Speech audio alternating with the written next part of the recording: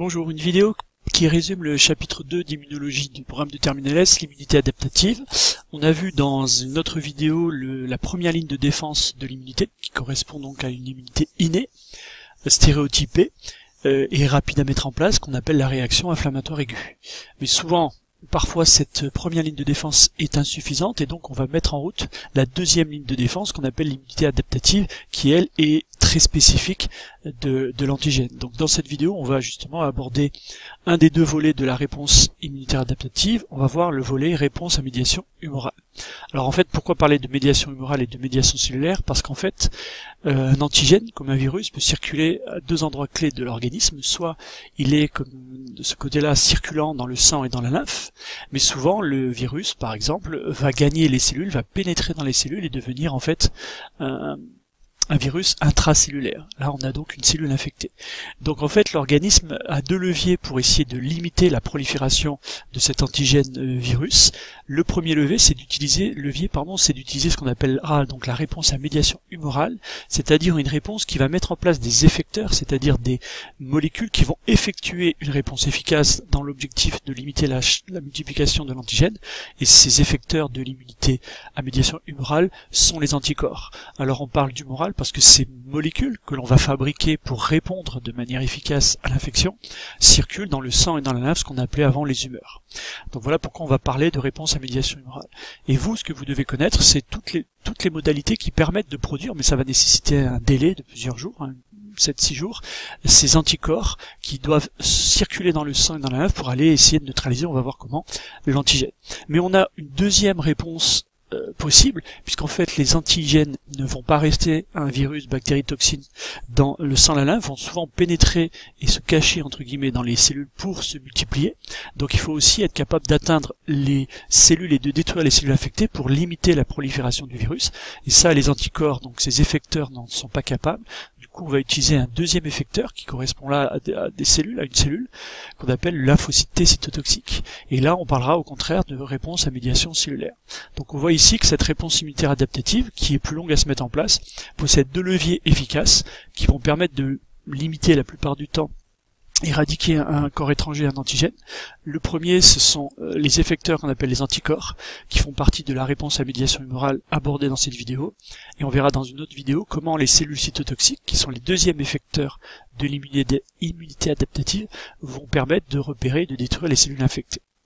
Alors, cette réponse à médiation humorale qui est abordée dans cette vidéo repose sur trois phases.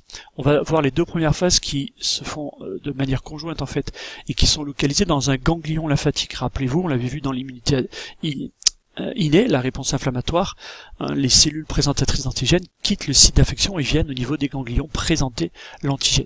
Donc c'est au niveau des ganglions que va démarrer la réponse à médiation humorale.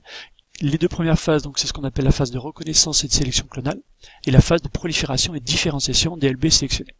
Donc on explique tout ça. Alors les cellules qui sont responsables de cette réponse à médiation humorale sont les lymphocytes qu'on appelle B. Les lymphocytes B, qui ont une particularité, c'est de posséder sur leur membrane des protéines qu'on appelle des anticorps. Donc là, je parle d'anticorps membranaires, à la différence des anticorps, on va voir, qui peuvent circuler dans le sang et dans la lymphe. Mais leur structure est exactement la même. Donc les lymphocytes B portent des anticorps membranaires qu'on appelle, ce terme important, BCR pour récepteurs des cellules B. Alors, regardez ce qui se passe, on est dans un ganglion, et il faut bien comprendre qu'un ganglion lymphatique, en fait, dans un ganglion lymphatique circulent en permanence des millions de clones de lymphocytes B différents. Alors qu'est-ce qu'on appelle un clone? Un clone en fait correspond à un millier de cellules toutes identiques. Ici je parle du clone LB1. C'est un clone composé, donc j'ai dit, de 1000 cellules, toutes identiques, c'est-à-dire qui portent exactement sur leur membrane le même anticorps membranaire. Ici un BCR, ce qu'on appelle des BCR. Donc toutes ces cellules possèdent le même BCR et forment le clone LB1.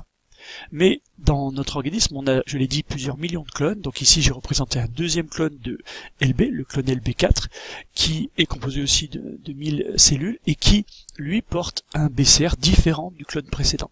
Et on a comme ça, donc, la chance d'avoir la capacité, en fait, de produire au cours du temps une grande quantité de clones de lymphocytes B différents. Et je répète, ils diffèrent tous par leur récepteur membranaire, leur BCR. Et l'idée clé, c'est que si justement un antigène arrive au niveau de ce ganglion, va se mettre en place la première phase de la réponse à médiation humorale, la phase dite de reconnaissance et de sélection clonale. L'idée, c'est qu'il va falloir trouver, parmi les millions de clones de LB différents que je possède, celui qui est capable de m'aider à lutter contre l'infection, c'est-à-dire celui qui est capable de reconnaître l'antigène. Et donc ici, cette reconnaissance s'opère, on le voit ici, des 4 clones, il n'y a que ce clone-là qui va reconnaître l'antigène présent dans le ganglion, tout simplement parce qu'il possède, de manière fortuite, des BCR complémentaires de cet antigène. Donc il y a un complexe qui se forme entre le BCR et l'antigène, et ce clone, donc on dit qu'il a opéré sa phase de reconnaissance, il est donc activé et on le qualifie de clone sélectionné. Par contre, dans le cas de figure que j'ai schématisé, les 3 autres clones ne sont pas évidemment sélectionnés puisqu'ils n'ont pas reconnu l'antigène en question. Donc vous voyez, tout commence par cette phase dite de reconnaissance et de sélection clonale. On cherche à trouver parmi les millions de clones que nous possédons celui qui va nous aider à lutter contre l'antigène. Alors de suite, on rentre dans la deuxième phase de la réponse à médiation humorale. Cette deuxième phase s'intitule la phase de prolifération et de différenciation. Prolifération, c'est assez simple, on va multiplier par mitose, donc ces clones de LB sélectionnés par leur contact avec l'antigène vont rentrer dans une phase de mitose, de nombreuses mitoses, pour augmenter le nombre. Donc on va passer de quelques milliers d'exemplaires à quelques millions de lymphocytes B, c'est la phase dite de prolifération. Mais en même temps que la phase de prolifération s'opère, on va avoir une phase de différenciation qui est résumée sur cette diapo. Ici on a des images au microscope électronique qui traduisent la différenciation d'un lymphocyte B en plasmocyte. J'explique, ici on est toujours dans le ganglion, j'ai représenté seulement 2 lymphocytes du clone, donc qui a reconnu l'antigène, donc le clone activé, qui possède donc des BCR, des récepteurs anticorps de membranaires, et l'idée c'est que ces clones qui ont été activés dans la phase précédente, phase de reconnaissance et de sélection clonale, vont rentrer en différenciation, et là beaucoup de LB vont donc en proliférant, en même temps qu'ils vont proliférer, se différencier en plasmocytes. On va les appeler maintenant des plasmocytes ou LB sécréteurs. Ils vont en fait grossir, on le voit ici, développer un appareil, un organite qu'on appelle le RER, le réticulement endoplasmique rugueux, qui va leur servir à produire une quantité phénoménale de protéines, et pas n'importe lesquelles évidemment, des anticorps. Donc, vous voyez ici, les lymphocytes B qui ont été sélectionnés vont proliférer pour augmenter le nombre et surtout se différencier, devenir des cellules capables de produire une quantité phénoménale, c'est de l'ordre de 5000 anticorps par seconde et par plasmocyte fabriqués, mais des anticorps qui ont exactement la même structure que les anticorps membranaires de départ, les BCR, mais qui sont évidemment en plus grand nombre et surtout qui ne sont plus attachés aux membranes, qui sont libres, circulant dans le sang et dans la lymphe. Donc voilà, si j'essaie de résumer ces 2 premières étapes de la réponse à médiation humorale, on est, localisez-vous bien, on est toujours dans le ganglion lymphatique, il y a l'agent infectieux qui arrive, soit libre, soit présenté par une CPA, peu importe, et donc va se mettre en place la première phase, je vais tout placer, la première phase qu'on appelle la phase dite de reconnaissance et de sélection clonale. Là, j'ai représenté de manière très simple 2 clones.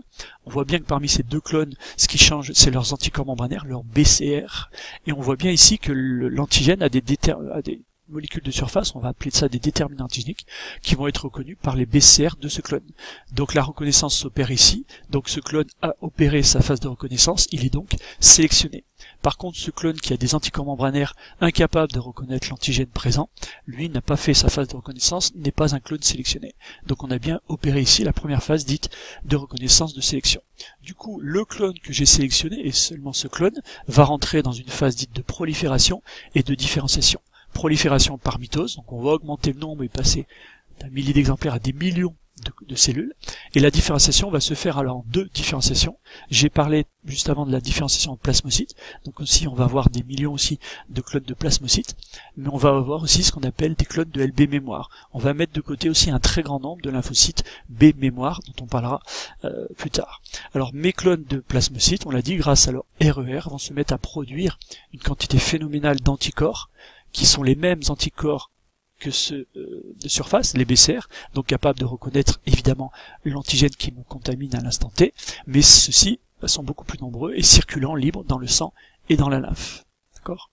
Alors on peut, donc ça c'est la deuxième phase, dite prolifération et différenciation clonale.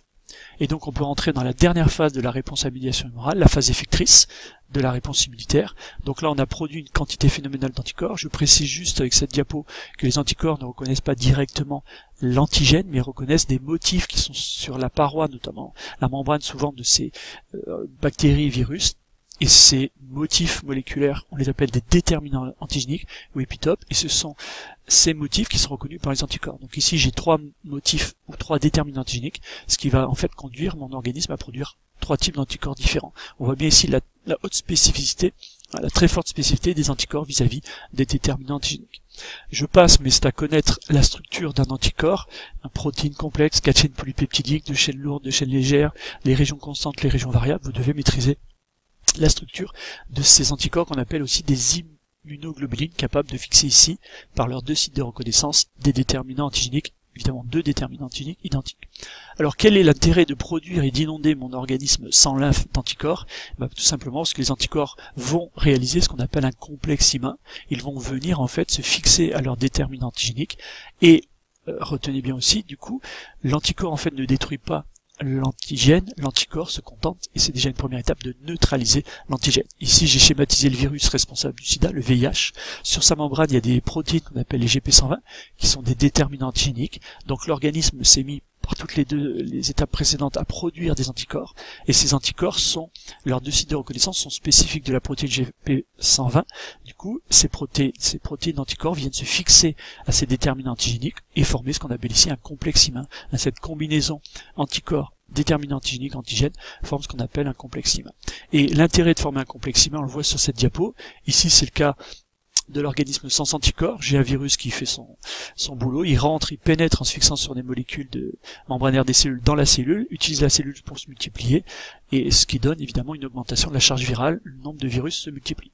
Par contre, si j'arrive à produire dans le sang, dans la lymphe, des anticorps ici, anticorps dirigés contre la protéine membranaire GP120, on forme des complexes immuns, et ces complexes immuns, on voit, bloquent, en fait, neutralisent le virus, puisque ce virus ne peut plus se fixer au récepteur, ne peut plus rentrer dans la cellule, ne peut plus se multiplier. Donc on est arrivé à une première étape clé, on a neutralisé le virus, l'antigène, pour l'empêcher de proliférer dans l'organisme.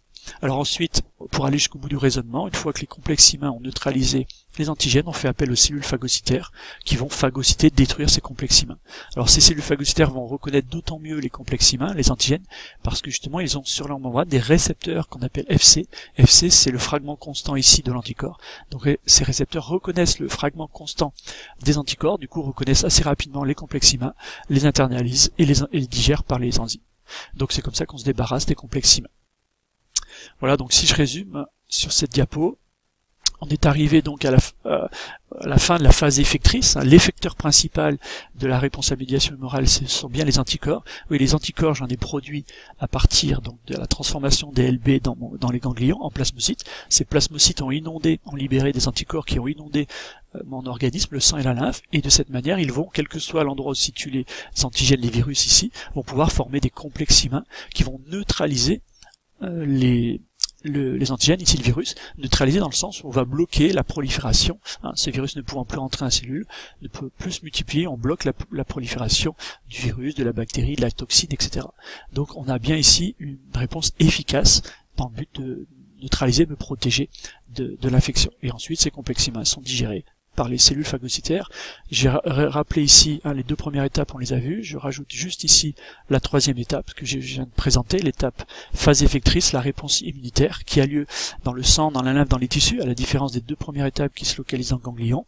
Les cellules plasmocytes ont produit des milliards d'anticorps qui, libres, vont aller, quelle que soit la position des antigènes, les neutraliser en formant des complexes immuns. Ensuite, on fait appel aux cellules phagocytaires pour digérer les complexes immuns. Voilà ce qu'on appelle la réponse à médiation humorale, j'insiste, puisque on utilise comme effecteur les anticorps qui circulent dans le sang et dans la lymphe, anciennement appelés les humeurs. Voilà, donc dans ce chapitre et dans cette partie réponse immunitaire à médiation humorale, vous devez connaître évidemment les 3 phases de cette réponse à médiation humorale, la phase dite de reconnaissance et de sélection clonale, qui s'opère dans les ganglions, et qui a pour objectif de choisir, de trouver le clone de lymphocyte B qui possède les BCR capables de reconnaître l'antigène en question, et donc on va le sélectionner. Ensuite, on rentre dans la phase de prolifération, on augmente le nombre, on les différencie CLB en plasmocytes, et ensuite on fabrique donc des anticorps circulants, et on rentre dans la phase effectrice, où les anticorps circulants sont les effecteurs en fait de l'immunité adaptative. Ils déterminent aussi ce qu'on appelle la séropositivité. Être séropositif, c'est avoir dans le sang justement des anticorps dirigés contre un antigène, et ils sont vraiment les acteurs de cette réponse, puisqu'ils vont former des complexes immuns qui vont neutraliser et empêcher la multiplication du virus. Ensuite, on fait appel aux cellules phagocytaires pour se débarrasser de ces complexes IMA. Donc voilà pour la réponse immunitaire à médiation humorale.